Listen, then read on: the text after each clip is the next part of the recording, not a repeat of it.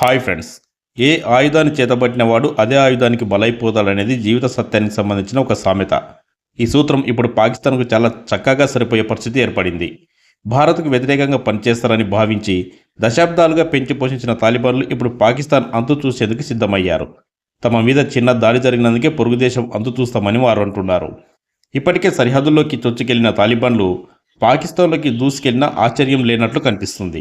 పాకిస్తాన్ మరియు తెహ్రీక్ ఈ తాలిబాన్ పాకిస్తాన్ అంటే టీటీపీ మధ్య కొనసాగుతున్న వివాదాల నేపథ్యంలో ఉగ్రవాద సంస్థ పాకిస్తాన్ అణుశక్తి కమిషన్లో పనిచేస్తున్న 16 మంది అణుశాస్త్రవేత్తలను కిడ్నాప్ చేసిన సంగతి ఇటీవల మనకందరికీ తెలిసిందే.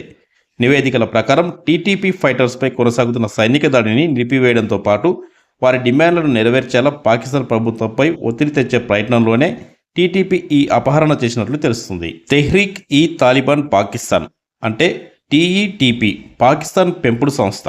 అయితే మారిన కాలంతో పాటు ఆఫ్ఘన్లో అధికారం దక్కాక టీఈటీపీ వైఖరి మారింది.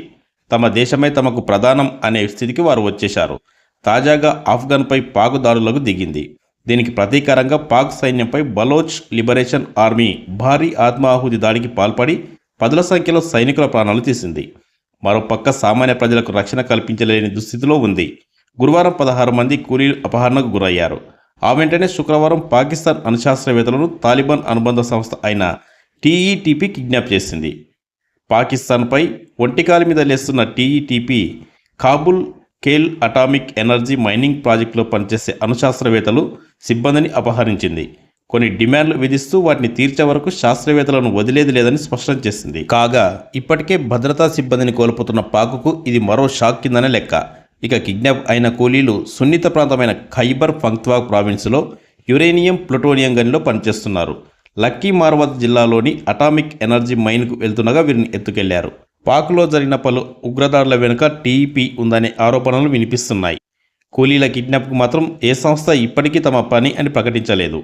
పాకిస్తాన్ అణ్వాయుధ దేశం మరియు దాని అణుబాంబులు సంవత్సరాలుగా టీటీపీ స్కానర్లో ఉన్నాయి. దీన్ని బట్టి 16 మంది శాస్త్రవేత్తల అపహరణకు పెద్ద ఘటనగా పరిగణిస్తున్నారు. వాయిస్ ఆఫ్ అమెరికా నివేదిక ప్రకారం శాస్త్రవేత్తలను టీటీపీ ఉగ్రవాదులు తుపాకీతో అపహరించారు. శాస్త్రవేత్తల కార్లకు నిప్పండించి తప్పించుకున్నారు. తమ డిమాండ్ను సైన్యం నెరవేర్చాలంటూ టీటీపీ ఓ వీడియోను విడుదల చేస్తుంది.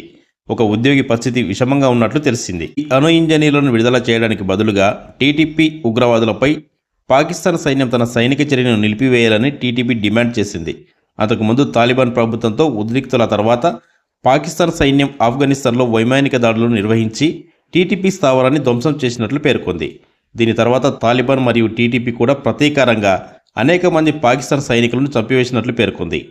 పాకిస్తాన్ తాలిబాన్ అని కూడా పిలువబడే టీటీపీ ఆఫ్ఘనిస్తాన్ మరియు పాకిస్తాన్ సరిహద్దుల్లో దాదాపు 6,000 మంది సైనికులను కలిగి ఉంది. పాకిస్తాన్ ప్రభుత్వాన్ని తొలగించి షరియా చట్టాన్ని అమలు చేయాలని టీటీపీ ఉగ్రవాదులు భావిస్తున్నారు. టీటీపీ చాలా సంవత్సరాలుగా పాకిస్తాన్ అణుబాంబు కార్యక్రమంపై కన్నేసింది.